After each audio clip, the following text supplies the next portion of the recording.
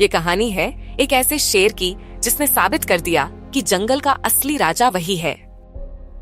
तो कहानी की शुरुआत में हम बंजर पड़ी जमीन पर एक शेर को चलते हुए देखते हैं। इस शेर का नाम मुफासा है।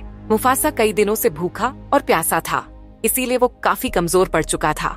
चलते चलते वो एक जंगल में पहुंचा जहाँ के सभी पेड़ अजीब से दिख रहे थे।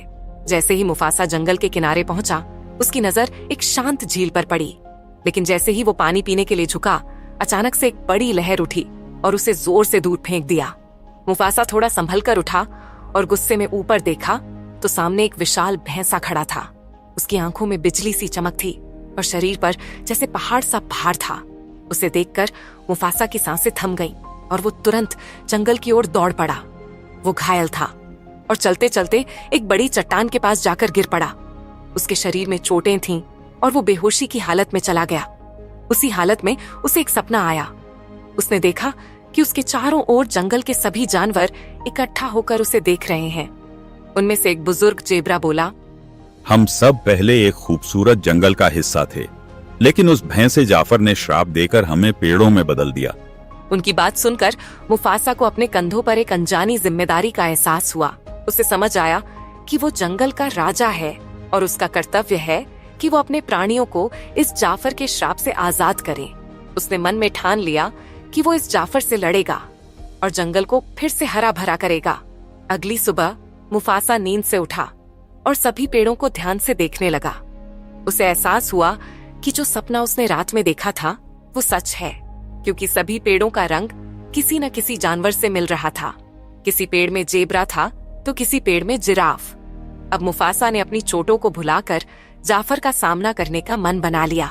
उसने अपनी हिम्मत को समेटा और जाफर की दिशा में पूरे जोश से दौड़ने लगा।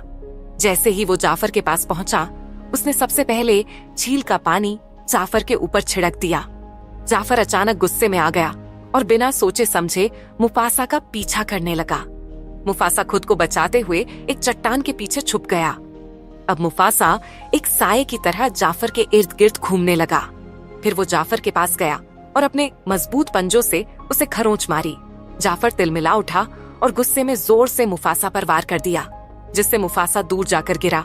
लेकिन मुफासा ने हार मानने का नाम नहीं लिया। उसने पूरे दम से एक जोरदार दहाड़ लगाई और उसकी गूंज पूरे जंगल में फैल गई। फिर उसने छलांग लगाई और जाफर की टांग में जोर से काट लिया। जाफर का संतुलन बिगड़ गया और वो जमीन पर गिर गया। जैसे ही वो गिरा, चारों तरफ की बंजर जमीन हरी घास में बदलने लगी। नदी भी वापस बहने लगी। जो पेड़ पहले बिना हरियाली के खड़े थे, वो धीरे धीरे जानवरों में बदलने लगे। जंगल के सभी जीव जाफर के श्राप से आजाद हो गए और चारों ओर हरियाली छा गई। मुफासा के चेहरे पर एक घनी दाढ़ी उग आई। अब मुफासा न केवल जंगल का राजा था, बल्कि वो अपने साहस और त्याग के लिए पूरे जंगल में पूजनीय बन चुका था। और इसी के साथ ये कहानी यहीं पर खत्म हो जाती है।